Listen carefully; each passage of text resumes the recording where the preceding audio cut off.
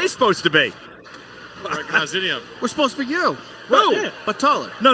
You guys are us. Yeah, you guys are us. Wait a minute, you don't look anything like any of us. No, You guys don't look like any of us. He's a kid. We look What's bad. your name? I'm Michael Cole. Micro Cole. Micro Cole. And who are you? I'm Jerry the Mini King Lawler. And Oh you? my God. I'm WeBL.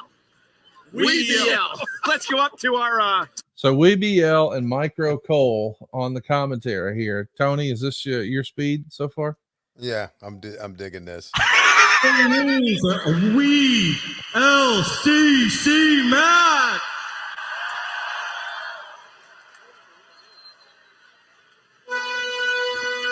So this is 7 years after what we just watched, Dylan. You're still here in WWE, and we're going to be having some fun here. Tell us what the shit is going on and how. See, Tony, there was me, a midget, and then they brought in another one like me, a midget bull, who was El Torito. He was with Los Matadors, and I always wanted to work with him because I was A, really just wanted to wrestle, and B, was jealous that they hired another midget and he was getting over, obviously, because he's awesome. He's literally, El Torito is one of the best athletes I've ever seen, little or big, and he just does insane things, especially for his size. And I wanted to work with him, and they always said the last thing they wanted to do is have him and I work with each other because, and I quote, "That's just too easy." Well, no shit. Like, obviously. So why not do it? So I ended up pitching this, and couldn't do a TLC match. Had to do WeLC of little ladders and chairs and tables, and they went with it, and they ended up putting it on the pre-show of Extreme Rules that year. And this was in New Jersey, which is one of the always known behind Chicago as one of the most heel want to get themselves over crowds. Right. So we were like, man, they might boo the hell out of this. They might just absolutely hate it, and then it's gonna be a really hard battle. Right. But from we struck gold that night, and it was awesome. This is the best match I ever had and ever will have. So it's one of those moments where I'll always remember it. I mean, the attention to detail with the announcers, the ring announcer, the referee. I mean, they pulled out all the stops, and I want to remind everybody that you were a part of a 3-man band here. So not only Heath Slater, but 2 WWE World Champions and Drew McIntyre and Jinder Mahal. My goodness, what a group that is! And it all happened because they booked a 6-man tag when Heath was in Saudi Arabia, and so they didn't have anyone else to team with them against Matadors and Torito, so they had me with them. And it was one of those things like, okay, so then they had a pair of Heath's pants in the seamstresses, and they just had to cut them off. So that's what these pants are, is they were supposed to be for Heath, and they just had to cut them off to fit me. Dude, you pretending like you were going to do a suicide dive and then bouncing off was just home run, dude. It was. So it's WeLC, ladders and chairs. He didn't want the chair. No, he picked that chair up and didn't like it. He got a smaller chair, and now he's ready. So great, dude. What's El Torito up to now? He does there's a midget company that he works for that he does the tours with still. That was another thing, like house shows, everything. We worked with each other, and he was trying to teach me Spanish as I was trying to teach him to drink tequila. And it was always on our overseas tours. That was always our thing, is we'd just be hanging out in the back of the bus, and he'd be trying to teach me Spanish. Hits the ref. Wow, Jinder just took out the ref in a big way. Oh my gosh, hold him by the tail. You know when he came down with that tail, I said, that tail is going to come into play. It's got to. Hey, do you know I'm thinking 1991, maybe 1990. That had to be 91. No, maybe not, whatever. Survivor Series was on Thanksgiving, and we were What do you think watching of it. this ladder here, Tony? Hey. Oh no, shit. Dylan ain't about that. He wants the big ladder.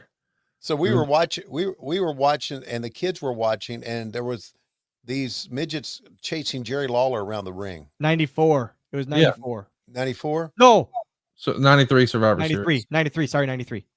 Yep. That was my kid's favorite part of the whole thing. Yeah. Yeah. It was my kid's favorite part of Survivor Series. Doink, Dink, Pink, and Wink against Sleazy, Queasy, and Cheesy and Lawler. Yeah. Is this your first ladder match? I did one in the backyard when I was backyard wrestling. I did one.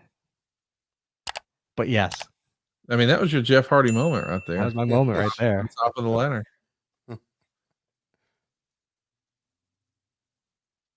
Dude, I got to tell you, this was I remember watching this show, and my daughter Kansas was getting into wrestling, and this was our favorite match on the entire show Thank you. because it was fun. You know what I mean? It was something, and we wanted. So Road Dogg was our agent for this, and then Fit I asked to agent as well, because I know he'd have our best interest, obviously, as well as Road Dogg would too. But I know he would. I knew he would go to bat for us, and I said, guys, I want to, like, Primo or Epico going through the table there, and all these crazy bumps that these guys. We were on the pre-show, and we just wanted to like show out and do things that people would go, man, you really shouldn't have put us on the pre-show. We were all we're so like just pissed off and like, hey, let's go kind of shove it up their ass and have fun with it and just kill it. And man, I have, that's what this actually, there's a piece of table still that immediately after the match I took and had everyone sign to keep. That's awesome. It was a special moment, and it was one of those things where everyone was denying it. Everyone was thinking it was going to be such a joke, and we had everyone it was the only standing ovation at that point I had ever gotten back in Gorilla, and to have Vince and everyone standing for it was pretty awesome. Just a cool moment to have. That's badass, man. Especially when it, like we keep saying, it wasn't supposed to happen. It wasn't supposed to be good. It was booked as a joke. Oh, I love it. Am I wrong? Am I wrong, Dylan, to say that you couldn't do this today? Or could you? I mean, I don't think with the commentators and the referees you could. I think, I mean, if you're going to Tony next week, I think we could definitely do this today or next week on Dynamite. If that's where we're going with this, yes, 100%. So, I love you, Shawn Michaels elbow drop through the table. I asked, I said, can we go through that table? And they go, yeah. I go, we're going through that table. And I think this type of thing, we could, Tony. Yeah. Doing the ref, the typical, and I always say I didn't want to be the ass biting ref spot midget wrestler. I want to be this. This is what I got trained to do. This stuff, 100% this day you could. Doing all the gaga, I don't, it would be laughed at and it laughed with. But having the midget announcers in that, I think that would be viewed differently. Yeah. Not by me, but by culture, I think. Yeah. By social media. Yeah. Yeah. Like, and I don't even like they're poking fun, but